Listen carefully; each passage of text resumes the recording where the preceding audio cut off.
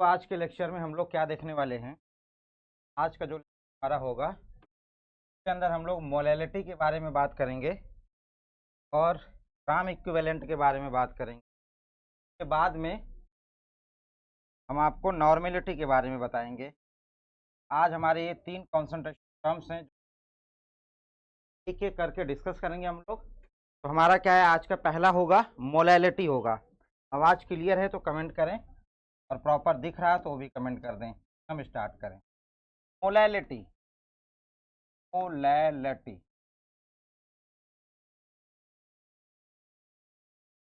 कह रहे थे कि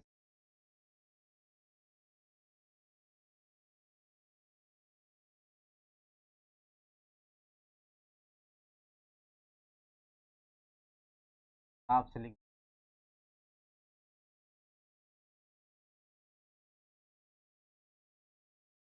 इम्पॉर्टेंट है, ध्यान से समझ क्या मैटर है इसका। नॉलेज वेल ना, देखिए ध्यान से। जैसे हम लोगों ने मोलैलिटी देखी, मोलैलिटी के अंदर हम देख रहे थे कि नंबर ऑफ मोल्स सॉल्यूट के कितने, 1 लीटर वॉल्यूम के अंदर वॉल्यूम था वहां पे, वो भी 1 लीटर। यहाँ पे हम लोग क्या करेंगे कि सॉल्यूट की तो बात करेंगे, सॉल्यूट की बात करेंगे, लेकिन 1 के सॉल्वेंट के अंदर बात करेंगे। दोनों में फर्क है। वहां पे हमारा वॉल्यूम है सॉल्यूशंस का 1 लीटर। आज हम यहाँ पे डिस्कस करने वाले हैं सॉल्वेंट का, वो भी केजी में। एक बार क्लियर कर दीजिए सारे लोग, आवाज आ रही है? चलें ध्यान से। Number of mole of solute upon में, अगर मैं यहाँ पे मोलैरिटी कहता तो क्या लिखता यहाँ पे, वॉल्यूम, सॉल्यूशंस की वॉल्यूम 1 लीटर के अंदर, तो यहाँ पे कहूंगा कि सॉल्वेंट सॉल्वेंट केजी के 1 केजी। बोलो यार, दोनों में अंतर है ना, तो इसको हम लोग क्या करेंगे, स्मॉल एम से डिफाइन करेंगे। सॉल्वेंट की बात होगी ना कि सॉल्यूशंस की। और वहां पे हम लोग बात कर रहे थे वॉल्यूम की, ml आ रहा था, लेकिन यहाँ पे हमारा क्या है, हमारा यहाँ पे मास है। ठीक है भाई, इतना ही अंतर है। जैसे मैंने यहाँ पे कह दिया 3 molal HCl solution, molal HCl solution, इसका क्या मतलब है आप बताएं, कमेंट करें एक बार, कमेंट करें। 3 मोलल HCl सोल्यूशन का क्या मतलब है, बताएं भाई, क्या मतलब है? ओ, आप लोग कमेंट नहीं कर। ग्राम ऑफ HCl इन कितना भाई, इन कितना, 1 केजी सॉल्वेंट के अंदर। बात यही, 1 केजी सॉल्वेंट के, आपको समझ। सर आप बार बार कर रहे थे सॉल्यूशन सॉल्यूशन सॉल्यूशंस, अब यहाँ पे अब आपको सॉल्वेंट सॉल्वेंट सॉल्वेंट करने हैं। बोलो इतनी बात समझ में आ गई? हाँ, 1 केजी। बातचीत करते रहेंगे तो थोड़ा मन लगा रहेगा। बताएं, ये बात समझ में आ गई आपको? बताइए भाई।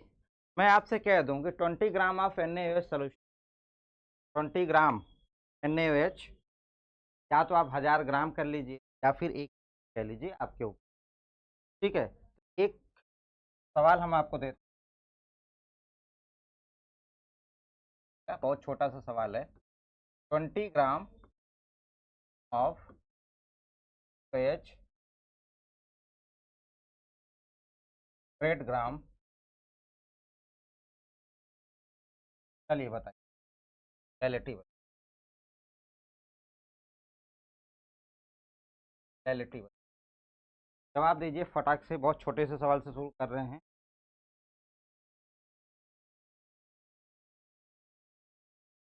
कि मोलैलिटी बताइए क्या होगी, तुरंत के तुरंत।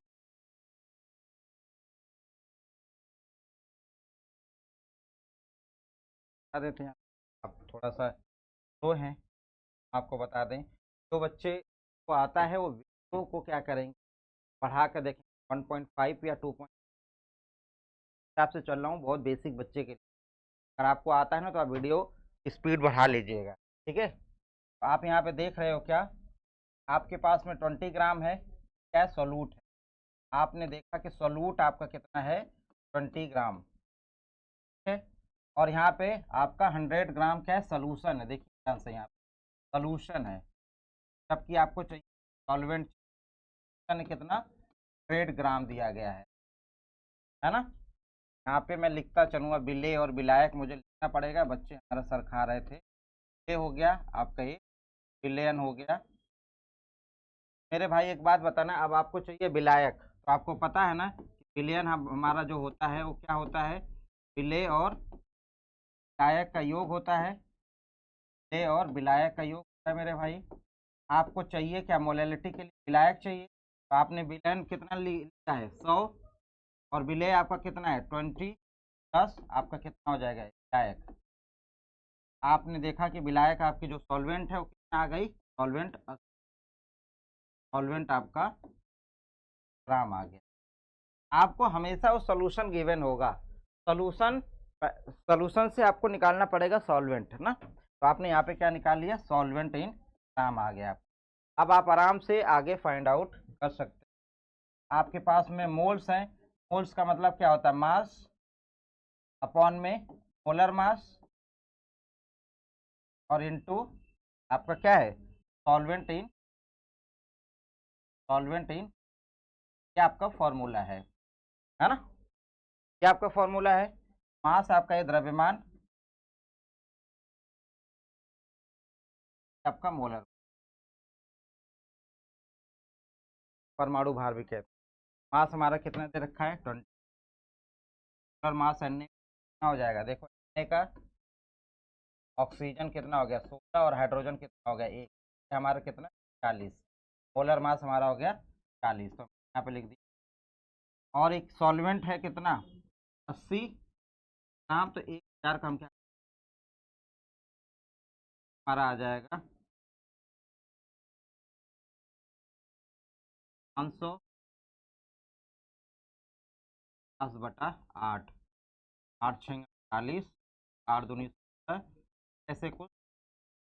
बोलो भाई इतना ही आ रहा है क्या, सबका यही आ रहा है 6.22 मोलल, बोलो, या 25 या 22 ऐसा ही समथिंग आ रहा है क्या। किसी को इस सवाल में कोई समस्या है उसको बताओ, एक बार कमेंट करके बताओ। सवाल में कोई समस्या है तो मुझे बता दो।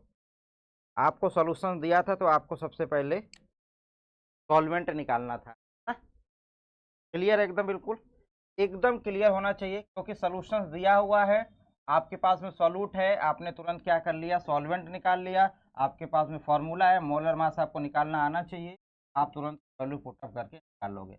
बड़े छोटे सवाल हैं ये। अब आगे हम बढ़ते हैं, एक सवाल हम आपको देते हैं। देखिए सवाल लिखिए अपने कॉपी के अंदर, मोलैलिटी ही आपको फाइंड आउट करनी है। सवाल है आपका, if 2.85 gram of NH is dissolved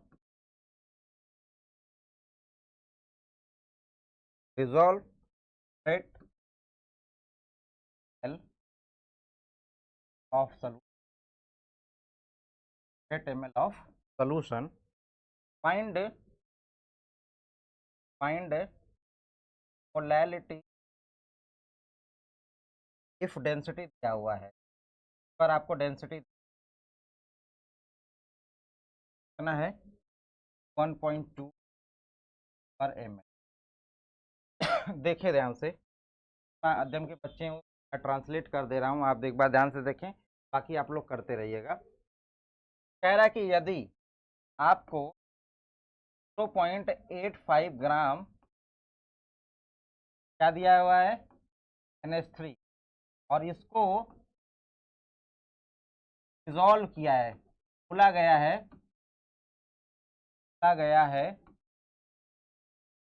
100 ml के अंदर, ठीक है भाई। कह रहा है कि हमें आप मोलैलिटी बताइए, मोलैलिटी, बाकी बच्चे करते रहें, मोलैलिटी बताइए, और उसका घनत्व आपको दिया गया है, घनत्व आपको। पहला आपका काम, हमेशा सबसे पहला काम होना चाहिए फॉर्मूला लिख देना, कि आप अपने हैबिट में डाल दीजिए फॉर्मूला लिखना। आप यहाँ पे फॉर्मूले में लिखेंगे क्या, फॉर्मूले में आपका मोलैलिटी हो जाएगी क्या, मास, मास है ना, कौन में मोलर मास और सॉल्वेंट, ये आपका फॉर्मूला है। और आप देख पा रहे हैं कि 0.85 ग्राम आपका क्या है यहाँ पे मास दिया हुआ है। अमोनिया का आपको मोलर मास मिल जाएगा, तो मास और मोलर मास तो आपको मिल गया। अब आपका मैटर है यहाँ पे सॉल्वेंट पे फंसा हुआ है, और उसके लिए इसने दिया हुआ यहाँ पे 100 ml, आपको बिलियन का जो वॉल्यूम दिया हुआ आयतन वो 100 ml दिया हुआ है। और आपको यहाँ पे डेंसिटी दिया हुआ किस चीज का, आपको डेंसिटी दिया हुआ है बिलियन का। तो डेंसिटी और बिलियन के वॉल्यूम से आप क्या निकाल लोगे, मास निकाल लोगे। बोलो ने यार, मैं यहाँ पे पहले आप जा रहा हूँ आपको लेकर मास निकलवाने। डेंसिटी क्या होती है, मास बाई वॉल्यूम होता है ना भाई। इसको हिंदी में हम लोग क्या कहते हैं, घनत्व तो कहते हैं। हमारा मास द्रव्य, द्रव्यमान है, ये हमारा आयतन है, इतना आप समझते हैं। मास हमें चाहिए और ये किसका है, सोल्यूशन का है। डेंसिटी हमारा हो गया 1.2, मास हमारी रिक्वायरमेंट है, और वॉल्यूम हमें गिवन है 100। हिसाब से हम मास पा जा रहे हैं 120 ग्राम। बोले भाइयों, काहे का मास है, मास ऑफ सोल्यूशन है। गौर करें, मास ऑफ सोल्यूशन है, ना कि मास ऑफ सॉल्वेंट। अभी काम नहीं बनेगा, अभी ये सोल्यूशन का मास है। तो आपको पता है, यहाँ पे देखें कि जो आपका सोल्यूशन है वो क्या होता है, सोलूट और सॉल्वेंट, है ना, सोलूट और सॉल्वेंट, विलय और विलायक का योग होता है। आप देख पा रहे हैं यहाँ पे कि सोल्यूशंस का मास आपने निकाला 120 ग्राम, और आपके पास में सोलूट दे रखा है कितना, 0.5 ग्राम। आप यहाँ से क्या निकाल सकते हैं, सॉल्वेंट फाइंड आउट कर, मास ऑफ सॉल्वेंट। 120 में से 0.85 क्या कर दीजिए, घटा दीजिए भाई। बोले ध्यान से, बात समझ में आ रही है आपको, यहाँ तक किसी को कोई समस्या है, क्या आ जाएगा मास, तो 19, ये क्या है, mass of solvent, mass of. अब आपके पास में सॉल्वेंट का भी मास मिल गया, मोलर मास था ही, मास है ही, क्या दिक्कत है, आराम से आप यहीं पे मास दे रखा है 0.85 डिवाइड बाई मोलर मास के तो जाएगा नाइट्रोजन 14 3 17, पूरा आपका हो जाएगा, ये कितना है 11915, और यहाँ पे हो जाएगा आपका, लो इतना, किसी समस्या है क्या इतने में। दो तीन जगह से आपको घुमाया है इस सवाल के अंदर, बहुत बड़ा कुछ तो है नहीं मैटर, लेकिन आप देख पा रहे हैं कि आपको सॉल्यूशंस और डेंसिटी, सॉल्यूशंस सॉल्वेंट की तरफ पहुंचना है, वॉल्यूम और डेंसिटी से मास की तरफ पहुंचना है। तो आपने यहाँ पे मास निकाल लिया, मास ऑफ सॉल्यूशन, फिर यहाँ से आपने मास ऑफ सॉल्वेंट निकाल लिया। किसी को कोई इशू हो तो बताएं, और इसका सॉल्व करने के बाद में कितनी वैल्यू आ रही है ये भी बता दें, ये भी बता दें कितनी आ जाएगी। तो समथिंग 0.412 आसपास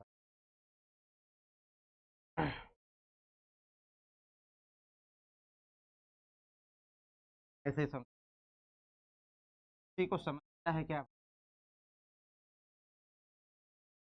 समस्या है किसी आपको लेकर, हमारी मोलैलिटी आपने क्लियर हो गई है। हम आपको आगे लेके चलते हैं, वो है हमारा ग्राम, क्या है ग्राम 21 आपका, ये भी एक तरीके से हेडिंग डाल लेंगे।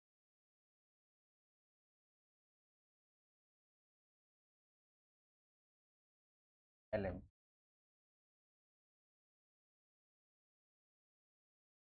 टंकी,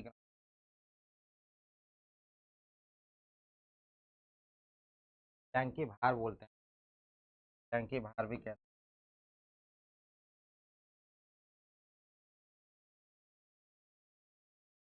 देखें भाई,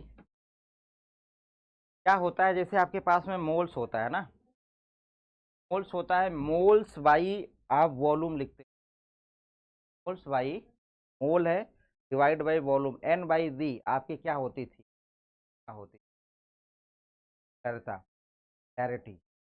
तो नीचे तो वी है, वी फॉर यहाँ पे वॉल्यूम ऑफ सोल्यूशन है एन का। अब आप मुझे बताओ कि अगर मैं नॉर्मेलिटी की बात करूंगा, नॉर्मेलिटी के केस में क्या हो जाता है, ग्राम इक्विवेलेंट अपॉन में वॉल्यूम ऑफ सोल्यूशन। मतलब ये आपको, जैसे आप ध्यान से देखना, दोनों चीज में बड़ा बेसिक। जब आप मोलरिटी की बात करते हो तो यहाँ पे आपके मोल्स होता है, यहाँ पे मोल्स होता है, और नीचे आपका वही आपका वॉल्यूम होता है, वॉल्यूम है। और वॉल्यूम वो भी किसका, सोल्यूशन का वॉल्यूम, 1 लीटर। जब आप नॉर्मेलिटी लेते हो, यहाँ पे नॉर्मेलिटी के जगह पर, यहाँ नॉर्मेलिटी में जब मोल की जगह पे आप यही ग्राम इक्विवेलेंट लेने, ग्राम इक्विवेलेंट, और आपका ये होता है वॉल्यूम, है ना। तो ये ग्राम इक्विवेलेंट भी क्या है, एक तरीके से मोल जैसा ही है कुछ। इसके बारे में हम लोग यहाँ पे चर्चा करने वाले हैं। ग्राम इक्विवेलेंट निकालना सीख जाएंगे तो नॉर्मेलिटी ऑटोमेटिक निकालना हम समझ जाएंगे। बड़ा छोटा सा कॉन्सेप्ट है, दोनों हम एक ही साथ में कंबाइन कर देते हैं। देखें ध्यान से, यहाँ पे ग्राम इक्विवेलेंट कोई बताएगा मेरे भाई, ग्राम इक्विवेलेंट पढ़ने से पहले आपको क्या पढ़ना चाहिए या फिर क्या आना चाहिए? इक्विवेलेंट मास आना चाहिए, इक्विवेलेंट मास आना चाहिए। क्या आपको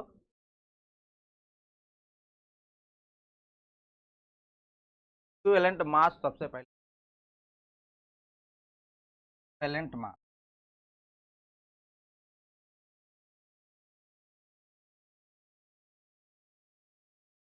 जाना इक्विवेलेंट ही लिख, इक्विवेलेंट मास, टैंकी भार ये है।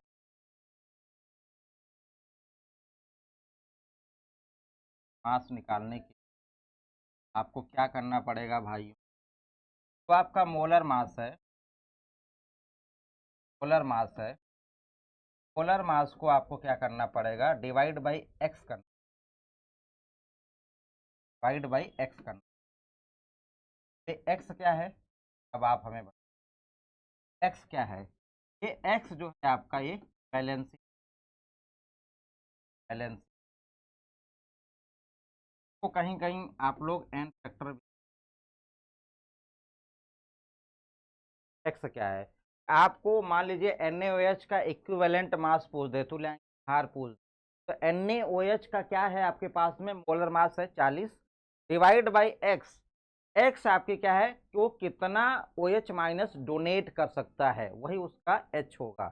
जैसे आप एसिड लेते हो तो उसकी बेसिसिटी बताते हो, आप बेस लेते हो तो उसकी एसिडिटी बताते हो, कुछ जैसे उसकी क्षारीय गुण और अम्लीय गुण के बारे में आप लोग देखे होंगे, थोड़ा ध्यान से देखिए। जैसे मैं यहाँ पे एसिड ले रहा हूँ, एसिड है हमारे पास में, गौर करिएगा, एक्स के बारे में बात करने जा रहे हैं हम लोग। एसिड हम ले रहे हैं तो इसमें हम देख पा रहे हैं हमारे पास में क्या है, HCl। मैं इस HCl से एक H+ क्या कर सकता हूँ, डोनेट कर सकता हूँ, निकाल सकता हूँ। एक H+ क्या हो रहा है, निकल रहा है। तो यहाँ पे जो x का मान होगा वो होगा 1। अगर मैं यहीं पे H2SO4 बोल रहा हूँ, मुझे पता है कि H4 में यहाँ पे 2 आएगा, यहाँ पे मेरे x का मान जो होने वाला है वो 2 होने वाला है। इसको जब एसिड होता है तो उसकी बेसिसिटी हम लोग कहते हैं, उस टर्म में बात हम लोग करते हैं। जैसे मैंने आपको दे दिया यहाँ पे,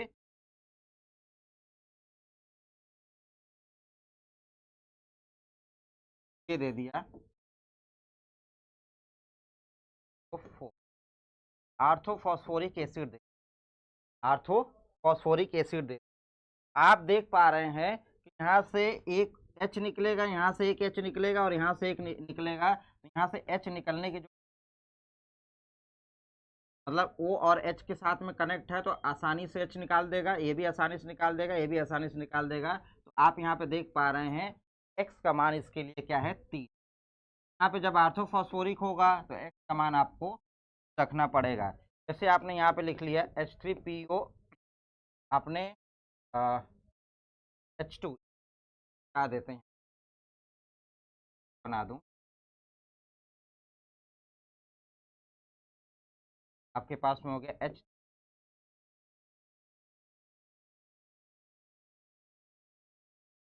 अब ये आपके पास में है तो आप देख पा रहे हैं कि ये हाइड्रोजन तो बाहर नहीं निकलेगा, ऑक्सीजन से कनेक्ट वाले ही बाहर निकलेंगे, तो ये निकलेगा और ये निकलेगा, तो इसके लिए आपने देखा x का मान आपको 2 लिखना पड़ रहा है।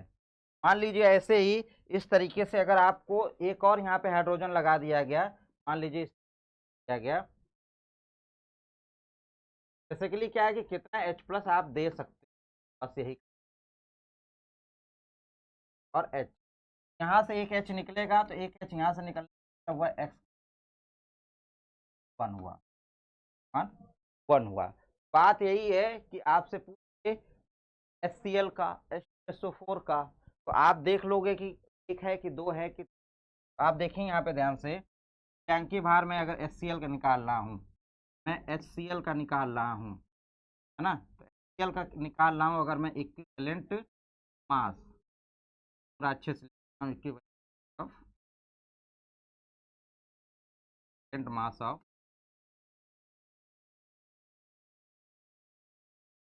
इक्विवेलेंट मास ऑफ SO4, आपको मालूम है कि मोलर मास कितना होता है, mass molar mass divide by x, molar mass कितना हो जाएगा 98, याद हो जाना। और एक्स आप देख पा रहे हो कि यहाँ पे आपका क्या है, 2 निकलेगा, 2 हाइड्रोजन, एक आपका आ जाएगा 9, आपका ये जो आया है तो आपका इक्विवेलेंट मास आया है। ग्राम इक्विवेलेंट अलग चीज है और ये इक्विवेलेंट मास अलग चीज है, पहले आपको इक्विवेलेंट मास समझना पड़ेगा, तुल्यांकी भार निकालना आपको आना चाहिए पहले। इसमें आ गया आपका 49। ऐसे ही आपके पास में कोई भी एसिड होगा उसका आप परमाणु भार निकालेंगे और डिवाइड बाई एक्स कर देंगे, तो आपका आ जाएगा क्या, इक्विवेलेंट मास। ऐसे ही अगर आपने एसिड लिया है, सिमिलर अगर आप मान लो बेस ले लिए हो, सिमिलर ही आपके पास में कोई बेस है, बेस में मान लीजिए आपके पास में NaOH है, आपको मालूम है कि यहाँ पे x बराबर 1 हो जाएगा, H निकलेगा बाहर। आप मान लीजिए कैल्शियम, H का ट्वाइस आपने ले, आपके पास में x जाएगा, तो है ना। अगर मैं आपसे कहूँ टैंकी भार NaOH का निकालना है आपको, टैंकी भार NaOH का निकालना है, अगर आपको NaOH का तुल्यांकी भार के लिए आपको क्या करना पड़ेगा, मास मोलर मास कितना हो जाएगा 40 अपॉन में का आपका हो जाएगा 40।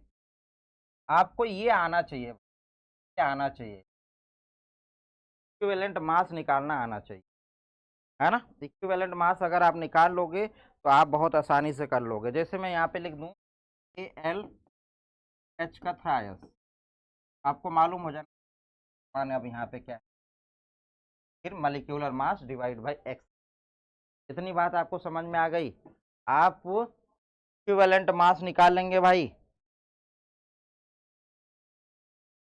अगर आपके पास में एसिड है तो आप कैसे निकालेंगे, आपके पास में बेस है तो कैसे निकालेंगे, ये समझ गए। अगर आपके पास में सॉल्ट दिया हुआ है, सॉल्ट है, सॉल्ट दिया गया है, तो कैसे एक्स आप फाइंड आउट करेंगे, सॉल्ट दिया गया है तो कैसे एक्स फाइंड आउट करेंगे। एक्स क्या होगा, फिर चाहे केटायन हो चाहे एनायन हो, कि चार्ज की बात कर लेंगे मॉड में, अगर एनायन लेंगे तो आप मॉड लगा लीजिएगा, या फिर केटायन ले रहे हैं तो मॉड ही लगा लीजिए, मतलब हमारा ओवरऑल वैल्यू पॉजिटिव हमें चाहिए। तो आप यहाँ पे लिख सकते हैं total total positive charge on cation, अगर आप total positive charge on cation, है ना, पॉजिटिव चार्ज। नेगेटिव लेंगे तो मॉड लगा दीजिएगा जिससे वैल्यू पॉजिटिव निकल कर आ जाए। जैसे हमने ले लिया NaCl, हमारा क्या है, एक सॉल्ट है, Na पे प्लस और Cl पे माइनस आ रहा है, हाँ, Na प्लस और Cl पे माइनस आ रहा है, तो आप देख पा रहे हैं यहाँ पे पॉजिटिव चार्ज एक है, यहाँ पे आपका x समान हो जाएगा। मैं मॉड इसलिए कह रहा हूँ, जैसे मॉड मॉड ऐसे होता है, इससे बाहर कोई भी चीज़ निकलती है तो पॉजिटिव हो जाती है, तो आप यहाँ पे अगर +1 लिखेंगे वैल्यू भी क्या 1 है, अगर इस मॉड के अंदर -1 लिख रहे हैं तभी वैल्यू क्या है 1 है। तो ओवरऑल ये मॉड वॉड का चक्कर छोड़ेंगे आप, बस ये देखेंगे कि इसके ऊपर इसके खोपड़े पे कितना प्लस चार्ज जाके बैठ गया है, वही उसका एक्स का मान हो जाएगा। बोलो भाई ये बात समझ में आ गई। अब मैं आपसे कह दूं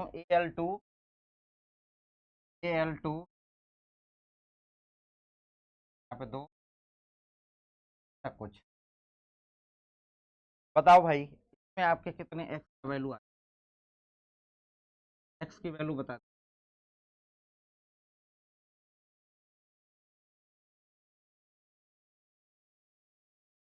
बताइए एक्स की। Al2SO4 का थ्रायस है।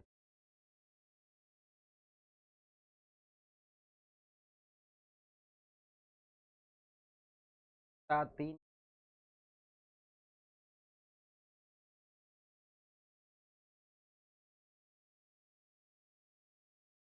Al2 यहाँ पे देखेंगे तो 2Al पे 3 प्लस आया ना, ये 3 इसके साथ में गुणा होकर आएगा, ये 2 और 3, 2 गुणे ये 6 है टोटल आपका, ये टोटल 6 है। यहाँ पे तो एक लिखा गया था ना, तो एक और एक पूरा किए तो आगे, आगे देखो ना ध्यान से, 2 यहाँ पे देखो आप देखो यहाँ पे एक एल्युमिनियम 3 प्लस चार्ज और ये दूसरा एल्युमिनियम, ये क्या हो गया आपका 2 एल्युमिनियम, 1 पे 3, 6 पे 3। ये जो आगे लिखा होता है ना इसका गुणा कर दिया जाता है, 6 होगा वो, है ना। समझ गए बात। तो आपको जब सॉल्ट दिया होगा उसकी एक्स निकालना होगा तो आप ऐसे निकालेंगे। जैसे आपके पास में एक एग्जांपल और दे दूं, सोडियम कार्बोनेट या Na, आप यहाँ पे देख पा रहे हैं कि Na प्लस आ रहा है, यहाँ पे वैल्यू आ जाएगी। ठीक? बात समझ में आ गई। तो इक्विवेलेंट मास आप समझ गए। अब हम लोग चलते हैं ग्राम इक्विवेलेंट पे, और करिएगा। अब हम चलते हैं ग्राम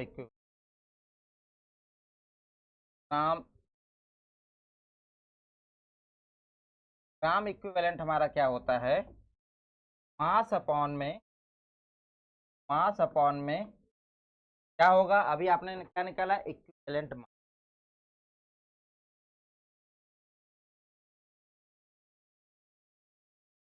ये आपका ग्राम इक्विवेलेंट है, मास अपॉन में इक्विवेलेंट मास। आपका एग्जाम्पल यहीं से करा देंगे, इंपॉर्टेंट लिख, आप इंपॉर्टेंट लिखिएगा। जो बच्चे को आता है वो स्पीड बढ़ा लेंगे वीडियोस की, जो नए बच्चे होंगे वो आराम आराम से देखें, क्योंकि बेसिक बात बता रहा हूँ, हो सकता है कि जिनको आता है वो बोर। देखो भाई ग्राम इक्विवेलेंट हमारा क्या है, मास अपॉन। अब इक्विवेलेंट मास आप निकालना सीख गए, आपको पता है कि ये इक्विवेलेंट मास क्या होता है हमारे लिए। इक्विवेलेंट मास हमारा होता है मोलर मास अपॉन में, हम पहले निकालेंगे इक्विवेलेंट मास और फिर उसमें कर देंगे भागा, तो हमारा आ जाएगा ग्राम इक्विवेलेंट आ जाएगा। क्लियर है मेरे भाई, क्लियर है। तो हाँ, तो चलें आगे, सवाल देते हैं।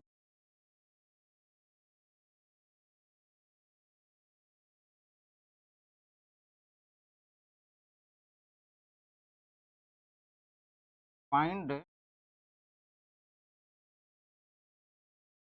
ग्राम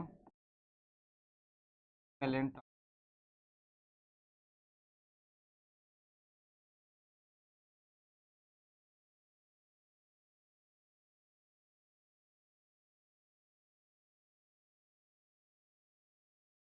फाइंड द ग्राम इक्विवेलेंट,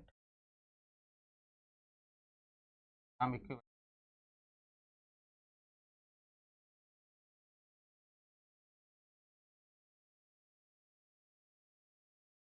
आपको बता, ग्राम इक्विवेलेंट गौर करिएगा, ग्राम इक्विवेलेंट यहाँ इक्विवेलेंट मास नहीं सर है। ग्राम इक्विवेलेंट के लिए आपको पता है, ग्राम इक्विवेलेंट के लिए आपको सब काम आपका क्या है, मास होगा, फॉर्मूला आप सबसे पहले लिख लीजिए, मास होगा और क्या हो जाएगा, मास तो दे ही दिया है आपको, यहाँ पे देख पा रहे हैं कि आपको मास गिवन है, मास तो आपने उठा ही लिया है। अब इक्विवेलेंट मास ऑफ एच, बोलो भाई, इक्विवेलेंट मास निकालना हुआ का NaOH का, तो आप तुरंत के तुरंत बता सकते हैं ना कितना इक्विवेलेंट मास ऑफ आ गया। बोलो भाई 40। यहाँ पे आप वैल्यू पुटअप कर दें, मास कितना है आपके पास में, आपके पास में मास है 0.4 डिवाइड बाई, बात समझ तो यार 0.01, 0.01 कितने लोगों की बात समझ में आ गई भाई। 0.01 क्या आया है, ग्राम इक्विवेलेंट आया है, यूनिट मत भूलिएगा, ग्राम इक्विवेलेंट आया है। Find the gram equivalent present in 3 gram of two. Same सवाल है, अब आपको ग्राम इक्विवेलेंट फाइंड करना है किसमें, 53 ग्राम, सैंपल है छोटा सा, 53 ग्राम Na2 आपको क्या फाइंड आउट करना है, ग्राम इक्विवेलेंट भाई, ग्राम इक्विवेलेंट आपको 53 ग्राम ऑफ Na2C। जल्दी से बता दीजिए इसका जवाब, अपने कॉपी में भी लिखिएगा और कमेंट भी करिएगा।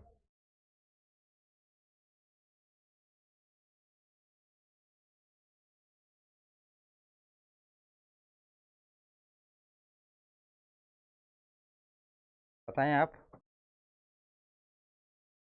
सर मास डालना आना चाहिए भी, कार्बन आपका है,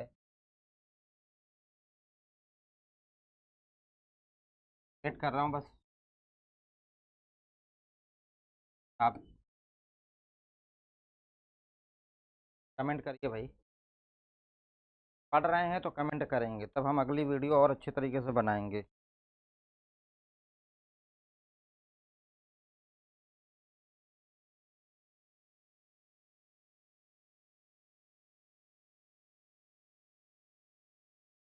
आप लोग कमेंट, हिंट हिंट देता हूँ आप, ये हिंट में क्या है आपका, आपके पास में ग्राम इक्विवेलेंट चाहिए, ग्राम इक्विवेलेंट निकालने से पहले आपको क्या पड़ेगा, मास इक्विवेलेंट निकालना पड़ेगा, मास इक्विवेलेंट, मास आपका इक्विवेलेंट निकालने के लिए आपको मालूम होना चाहिए मास, मोलर मास और डिवाइड बाई, मोलर मास आपका कितना हो जाएगा, मोलर मास हो जाएगा Na2C, और एक्स का मान है कितना आ जाएगा आपका, ये वन क्या है आपका,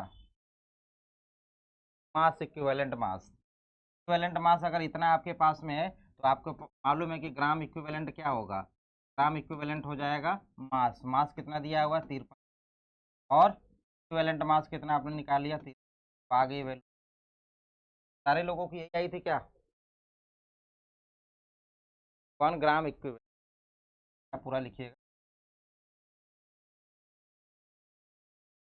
क्लियर है बात छोटे। अब चलते हैं अपने अगले पड़ाव की तरफ, वो हमारा पड़ाव क्या है, नॉर्मेलिटी, और नॉर्मलता, तो आप लोग कैपिटल दर्शाते,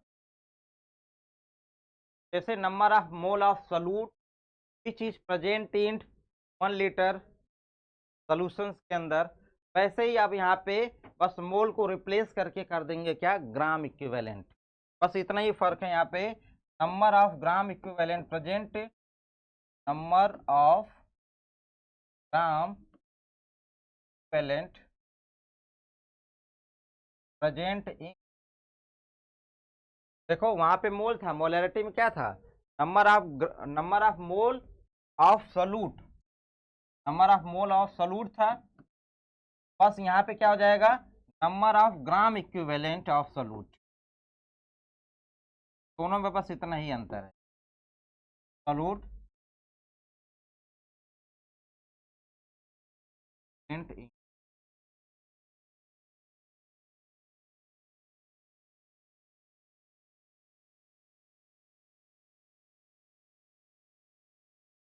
बस इतना ही अंतर है मेरे भाई। अगर आपको ये नॉर्मलता कह रहा है, आपकी जो मोलरता थी, मोलरता भी हम एन और एम में, यहाँ पे आपका नंबर ऑफ मोल था, मोल ऑफ सॉल्यूट, बाकी सब कुछ इंट 1 लीटर ऑफ सॉल्यूट। भाई अब आप देख पा रहे थे कि ये मोल के लिए आप जो एन है, मोल के लिए आप लोग क्या कर रहे थे, मास बाई मोलर मास निकाल रहे थे, याद होगा आपको। मोल के लिए मास बाई मोलर मास लिख रहे थे, और इस ग्राम इक्विवेलेंट के लिए आप क्या लिख रहे हैं, मास बाई आपका क्या हो रहा है, देख पा रहे हैं आपको दोनों में बहुत बेसिक अंतर निकल कर आ रहा है। मोल्स निकालने के लिए आप मास को मोलर मास से डिवाइड कर दे रहे थे, और आपको ग्राम इक्विवेलेंट निकालने के लिए आप मास को ग्राम इक्विवेलेंट मास से डिवाइड कर दे रहे हैं। यहाँ पे आपका क्या मोलर मास है, यहाँ पे ग्राम इक्विवेलेंट है, इक्विवेलेंट मास है। यहाँ पे आपका परमाणु भार है, यहाँ पे आपका तुल्यांकी भार, ये आपका क्या है, परमाणु भार है।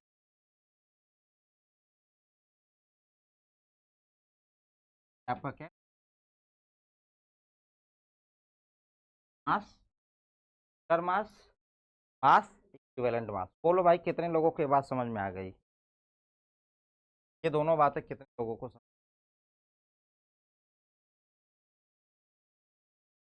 बोलो यार, समझ में आ गई तो आ गई, क्लियर है बात। अगर आपको क्लियर हो गई तो आप देखें फार्मूला क्या होगा नॉर्मल था। अगर मैं फार्मूला बनाऊं क्या हो जाएगा, number of,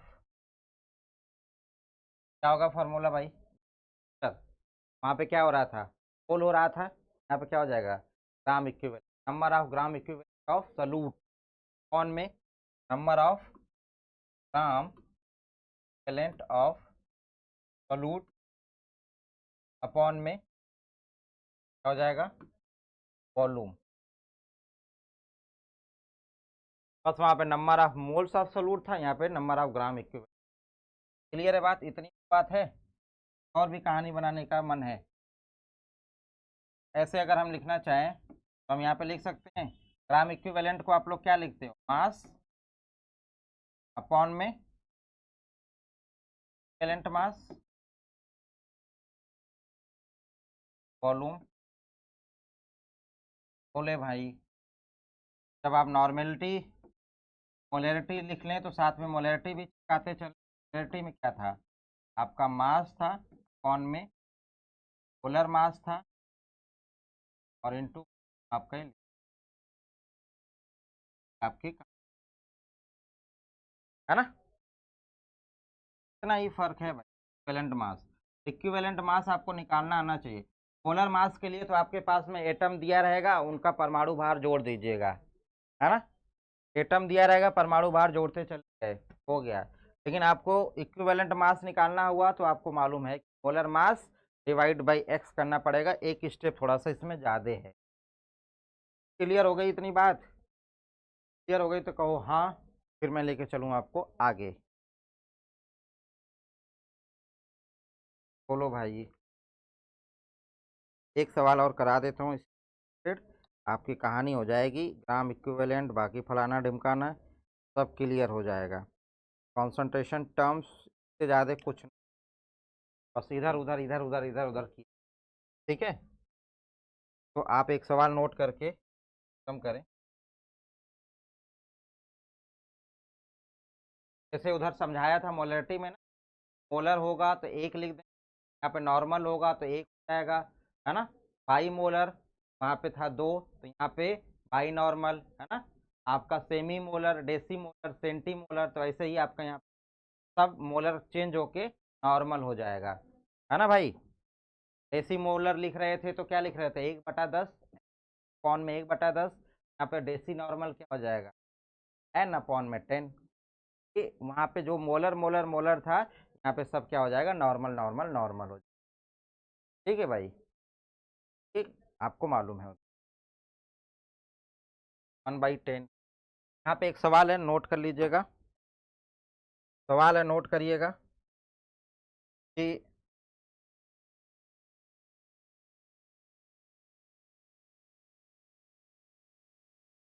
0.98 gram of H2SO4 are present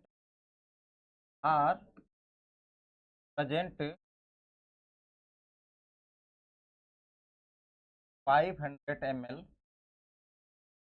solution. Find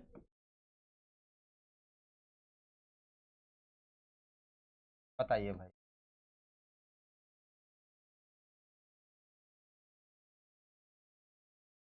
बताएं इस बात। 0.9 ग्राम ऑफ SO4 है तो प्रेजेंट कहाँ पे है वो 500 ml में। आप इसका जवाब दे दीजिए भाई, इसका जवाब दे दीजिए और इस कहानी को करिए समाप्त।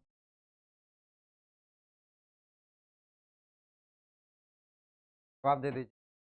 अब देखें आप ध्यान से, यहाँ पे नॉर्मेलिटी आपका क्या हो जाएगा, मास कौन में इक्विवेलेंट मास वॉल्यूम में। मास आपके पास यहाँ पे पड़ा हुआ है ना, वॉल्यूम है ये है वहाँ पे। आपको इक्विवेलेंट मास निकालना हुआ तो आपको मालूम है कि आपका जो मास होता है क्या हो जाएगा, बोलो भाई, मोलर मास। तो 98 डिवाइड बाई अब 2 ना, यहाँ पे एक्स की वैल्यू 2 आ जाएगी ना, कितना हो जाएगा 49 हो जाएगा। यहाँ पे हम रख दें अब मास हमारे पास में कितना है 0.98 ग्राम अपॉन में इक्विवेलेंट मास हमने 9 निकाल लिया। यहाँ पे वॉल्यूम हमारा 500 है और यहाँ पे हमने 4 सॉल्व कर लें, है ना। तो सॉल्व कर लें भाई।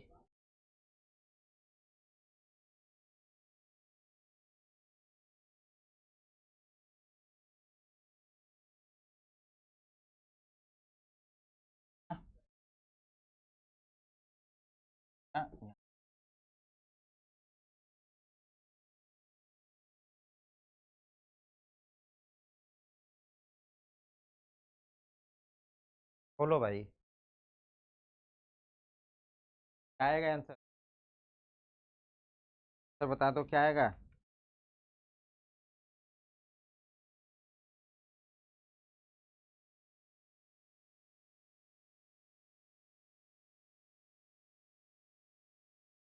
छोटी छोटी चीज़ें हैं। अब यहाँ पे अभी आपका वॉल्यूम दे रखा है ना, मास दे देगा तो डेंसिटी देगा। तो आपको बस अब कितने भी जितने भी कंसंट्रेशन टर्म्स आप लोगों ने उसके नोट्स बराबर बना लीजिएगा, सवाल कर लीजिएगा। अब मैं आपको कंसंट्रेशन टर्म्स से रिलेटेड, सुनिएगा, कंसंट्रेशन टर्म से रिलेटेड कम से कम आपको 25 सवाल आपको सीट भी दे दूंगा और सॉल्व भी करवा दूंगा। तो ओवरऑल आपके पास में 25 तो सवाल लेक्चर में ही हो गए, 20 सवाल आपको अलग से मिल जाएगा। तो कंसंट्रेशन टर्म्स खत्म हो जाएगा। फिर हम लोग जो अगला टॉपिक पढ़ेंगे वो होगा हमारा वेपर प्रेशर। तो वेपर प्रेशर पढ़ा दूंगा तो मैं आपको कोलिगेटिव प्रॉपर्टी की तरफ ले जाऊंगा तो आसान हो जाएगा आपको समझना, है ना। तो वेपर प्रेशर इसके बाद होगा जब मैं इससे रिलेटेड क्वेश्चन आपको सॉल्व करवा दूंगा। बोले ये बात आपको समझ में आ गई? अगर समझ में आ गई तो आप डिमांड होगी। तो हमारा अगला टास्क होगा जो कल का अगला लेक्चर होगा हमारा, उस लेक्चर को क्वेश्चंस का क्या करेंगे, चर्चा करेंगे। ठीक, कौन सी बुक पूछ, चलें फिर आगे। आगे क्या है ये कल मुलाकात करते हैं। ठीक, थैंक यू सो मच, मुलाकात होती है आपसे जल्दी।